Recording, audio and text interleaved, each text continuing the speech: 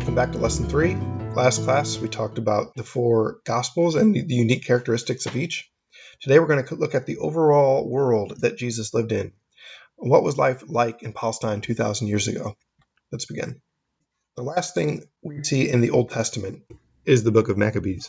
At that time, Israel was conquered by the Greek army. But when we open up the New Testament, all of a sudden we find that Rome is in control. So there is some history lost between the Old and New Testament that we have to make up for. So Rome controlled Israel at this point with little trouble. They just dominated. And there was a reaction against this among many Jews called the Zealot Party. These would be Jewish people who were eagerly trying to overthrow Rome through the use of violence.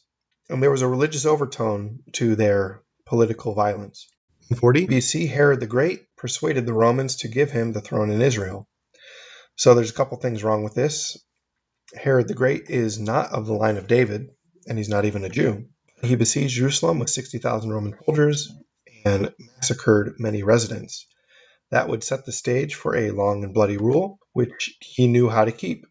By going in and murdering people, you would have people would be less likely to revolt against you. Herod the Great, he ruled for a very long time, and he knew how to keep his power. A little background information on Herod. He was a very violent man and suspicious. As I said before, he knew how to keep ownership of his rule, so that led him to suspect that some of his own sons were plotting to kill him to take his throne. So he killed many of his own sons, leading one commentator to say, "It would be better to be one of Herod's pigs than one of his sons." He also ordered the killing of children in Bethlehem. He heard that the new king of the Jews would be born in Bethlehem. So we'll talk about that story later. To keep power, Herod put 2 forms of action into effect.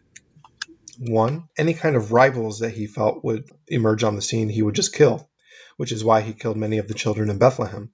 He was trying to kill the predicted son of David. There are also people who are in power over him, like Caesar. He would give generous gifts to any of those people. Even though he was not a Jew, Herod knew that rebuilding the temple, larger even than Solomon's, would be really great economically. He would bring a lot of people from all over the world to come to Jerusalem, and they would spend money in the temple. So for Herod, the temple really wasn't a place of worship. It was more like an amusement park where people would come from all over and spend money. Last 2 slides for this lecture, I just want to talk about the Pharisees and the Sadducees. They were the 2 main groups of Jews. You had smaller groups like the Zealots and the Essenes, but the main 2 groups are the Pharisees and the Sadducees. So what did they think and what did they teach? Well, the Pharisees, their whole idea was they wanted to be holy. Holiness was the most important thing. And to do that, to be holy, you had to separate yourself from what was unholy. Well, what was unclean in that time was the Romans. And they wanted to distance themselves from any kind of law that was Roman, and they wouldn't associate with any Gentiles at all. They saw that the reason that the Jewish people were in exile in their own land was because they broke the law of Deuteronomy. So for them, they thought, if we're ever going to regain our land, we have to do it by means of the opposite of what we did to lose it. So if we broke the laws of Deuteronomy and we lost the land, we need to follow the laws as perfectly as we can, and God will give us the land back.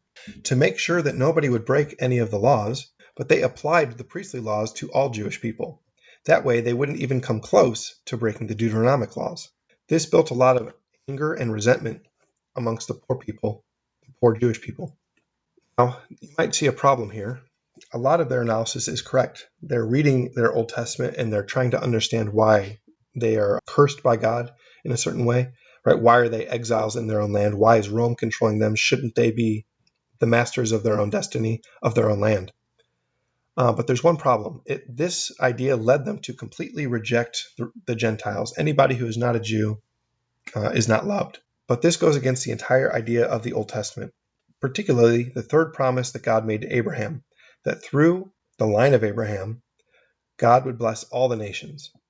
This was a big problem that the Pharisees were forgetting.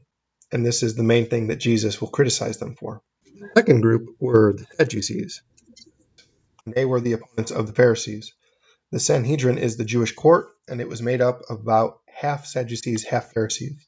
Now, these guys were the successors of Solomon's priest Zadok. So this was a priestly group.